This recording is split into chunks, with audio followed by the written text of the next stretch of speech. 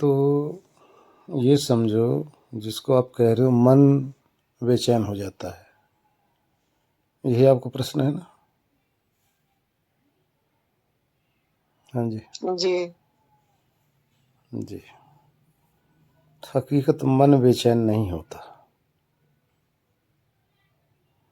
चेतना बेचैन होने लग जाती है, जी। आत्मा बेचैन होने लग जाती है। अब उस पे ये अनुभव करना होता है कि हम किस चीज़ के अंदर या किस विषय पे बेचैन हो रहे हैं, इसको समझना अनिवार्य है। तो आप देखेंगे जिस समय आपको बेचैनी महसूस होती ना,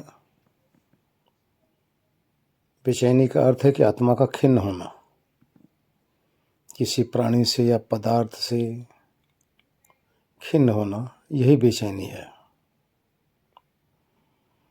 तो ये अनुभव आत्मा को होता रहता है।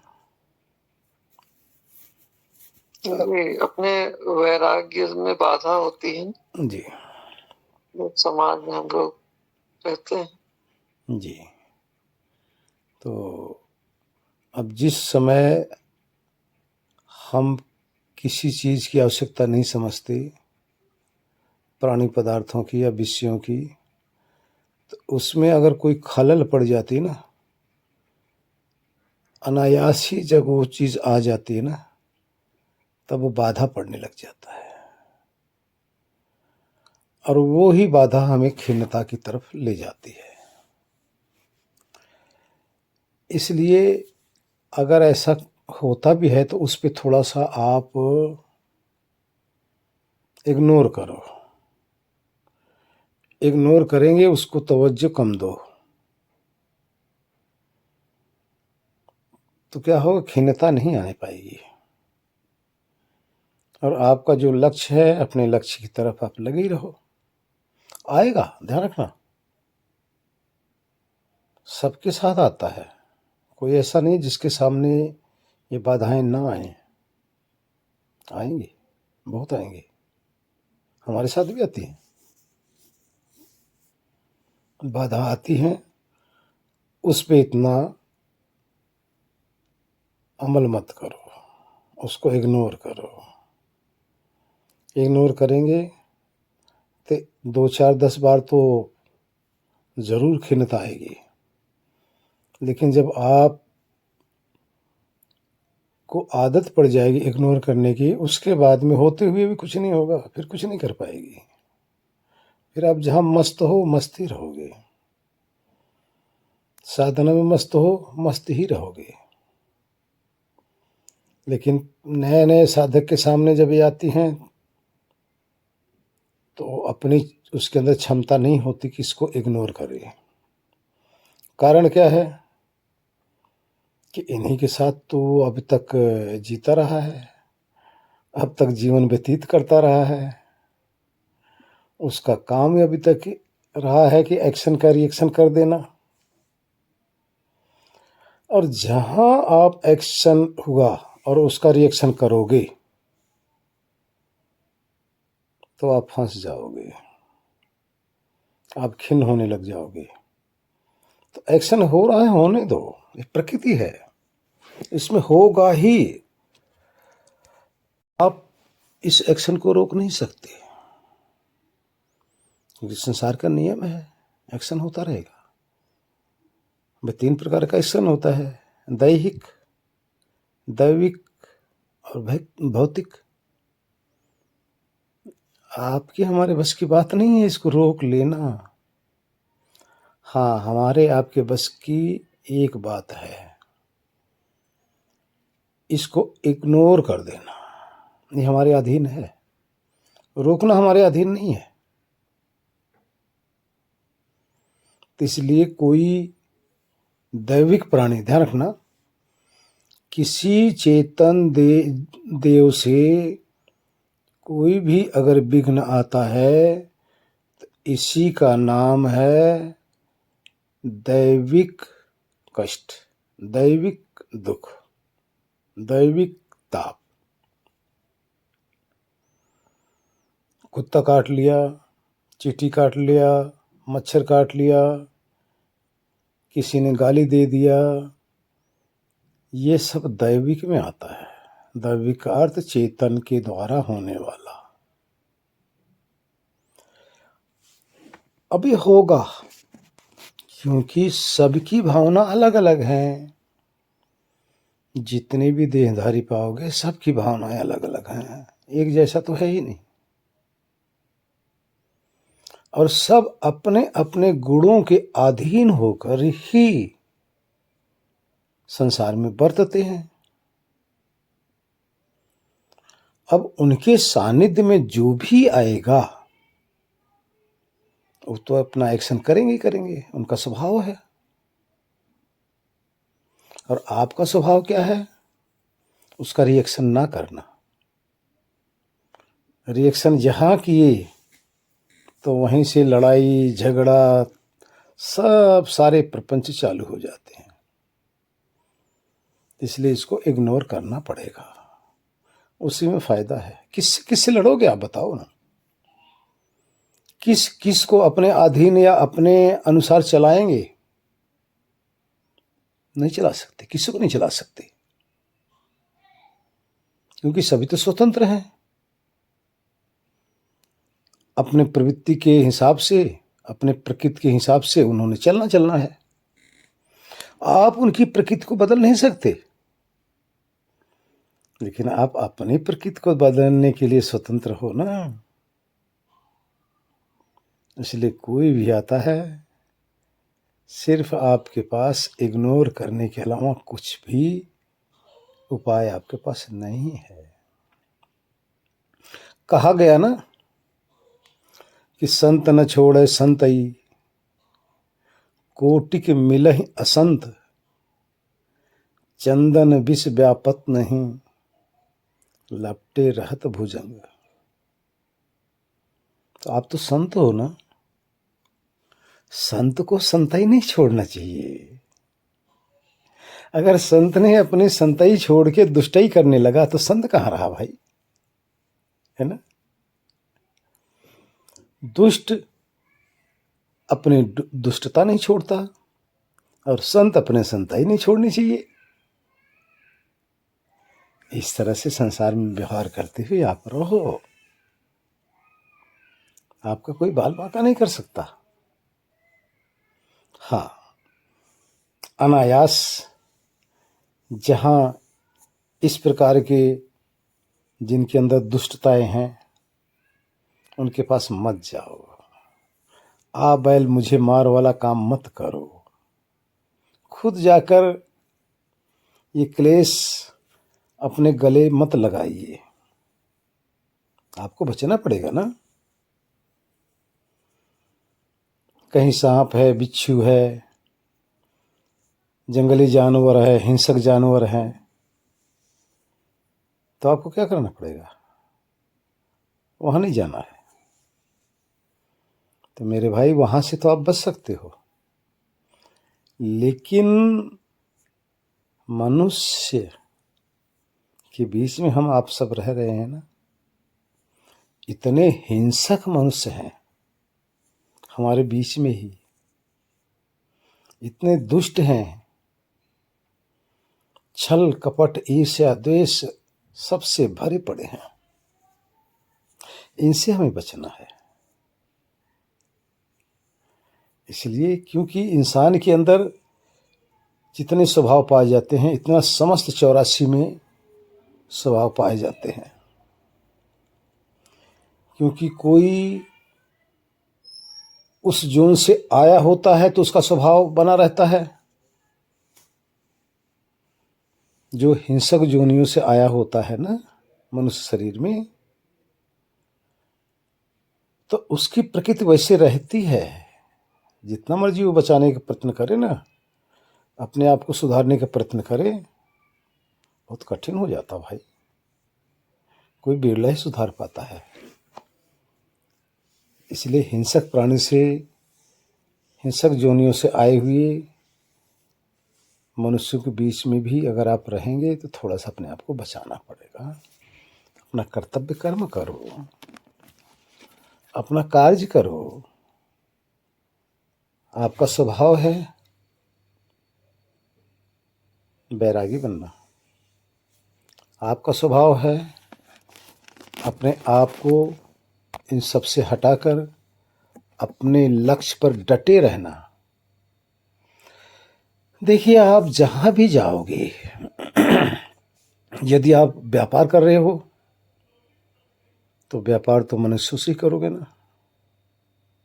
कोई भी व्यापार करोगे मनुष्यों से तो आपको पाला पड़ेगा ना।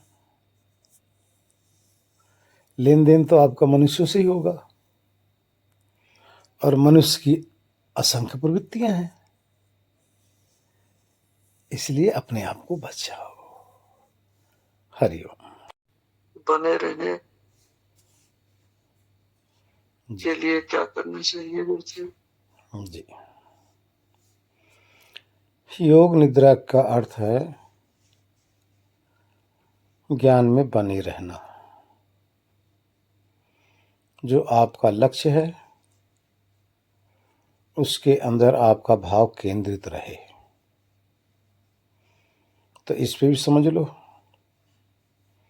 जिस समय आप व्यवहार कर रहे होगे ना, संसार में व्यापार कर रहे हो, प्राणियों के साथ व्यवहार कर रहे हो, उस समय आपका ये भाव बनने में कठिनाई होगी। क्योंकि यदि आप ये पूर्ण रूप से भाव बनाकर रखेंगे तो आपका व्यापार नहीं चल पाएगा।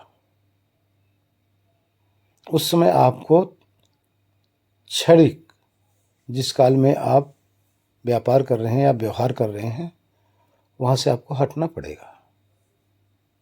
वहां से हटकर आप प्राणियों के संग अपना व्यवहार कर लो और फिर वापस आ जाओ अपने योग के अंदर। अगर आप चाहो कि एक ही साथ दोनों काम हो, ऐसा बहुत कठिन है। ऐसा तब हो सकता है जब बहुत ही पूर्ण रूप से आपके अंदर पूर्णता आ जाए। बहुत ही अभ्यास आप कर लेंगे तो उस अभ्यास की पूर्णता में आप ऐसा अपने आप को स्थिर रख सकते हैं। उसमें भी क्या होगा कि ध्यान में रहेंगे, मस्त रहेंगे, ज्ञान में रहेंगे, निमग्न रहेंगे। उसमें आप व्यवहार भी करेंगे तो आपको पता नहीं चलेगा कि हम व्यवहार कर रहे हैं। किसी से बोल भी रहे हो तो आपको लगेगा नहीं कि हम किसी से बोल रहे हैं। कुछ कार्य कर रहे हो तो आपको लगेगा नहीं कार्य कर रहे हैं। क्योंकि उस समय क्या होगा, आप उसमें निमग्न हैं और इंद्रियों के द्वारा, शरीर के द्वारा कार्य हो रहा है, लेकिन आपकी आसक्ति नहीं है। अनासक्ति भाव से हो रहा है, आपको पता नहीं चलेगा। इसलिए कहा नहीं गया, मन यार बल, यानी अपने मन को, अपने आत्मा को यार के साथ लगा के रखो। और तन कारबल, अपने शरीर को कर्मों में लगा कर रखो। लेकिन ये भी तब होगा जब आपका बहुत ही परिपक्व अवस्था होगी। लेकिन अभ्यास कर सकते हैं, धीरे धीरे ये स्थिति बनेगी।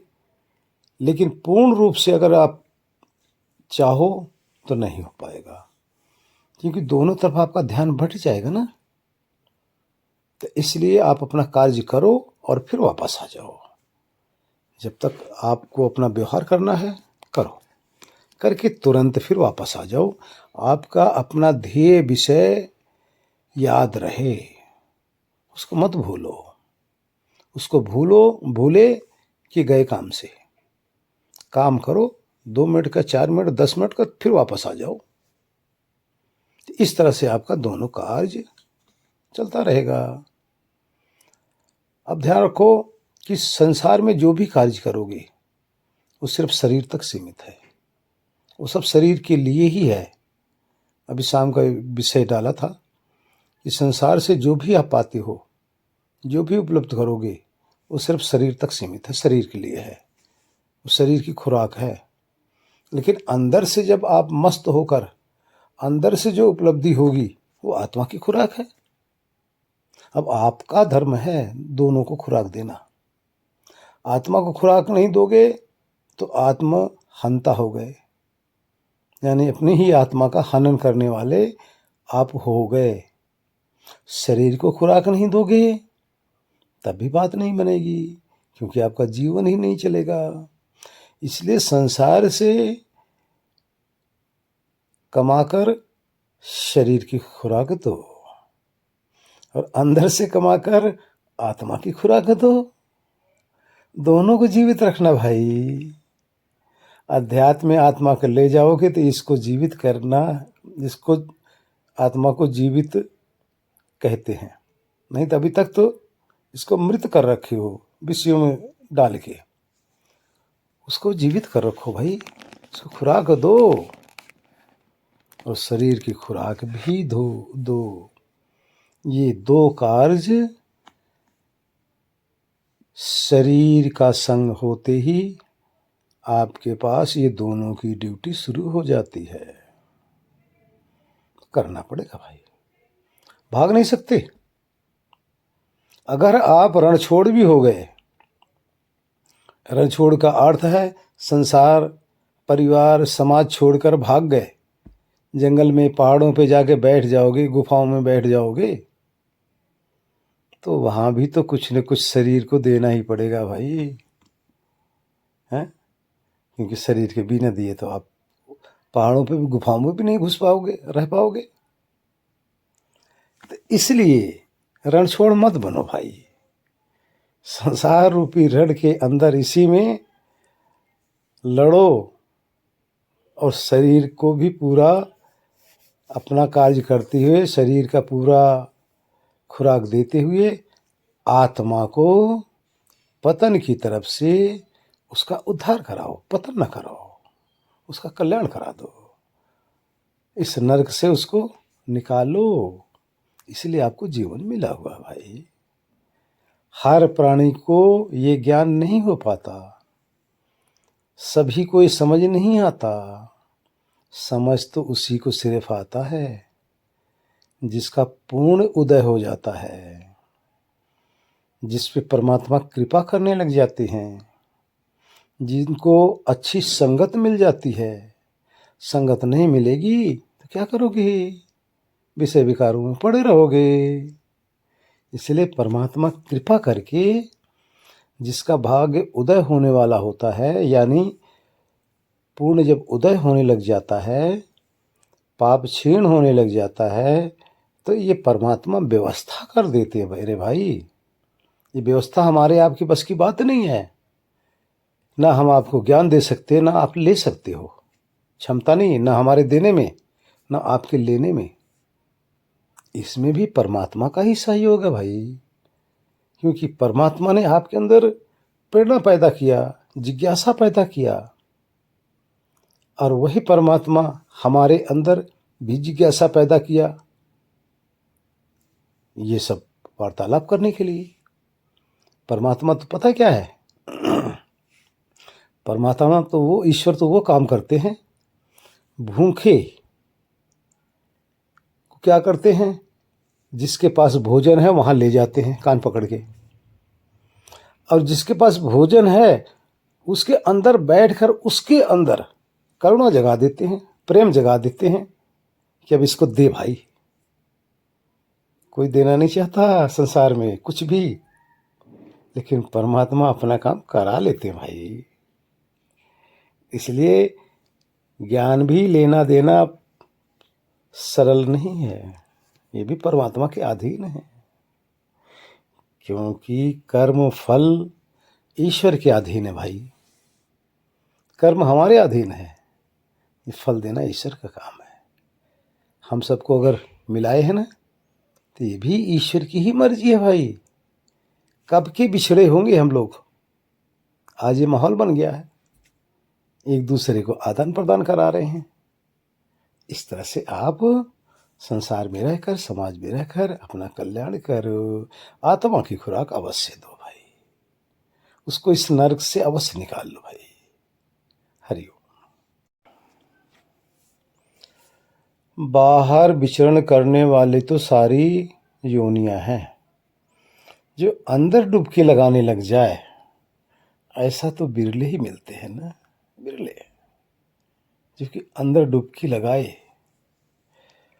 और अंदर डुबकी लगाने के बाद में जो कुछ मिलता है, वाह वाह, बखान तो किया नहीं जा सकता और हूबहू बताया भी नहीं जा सकता। कैसे?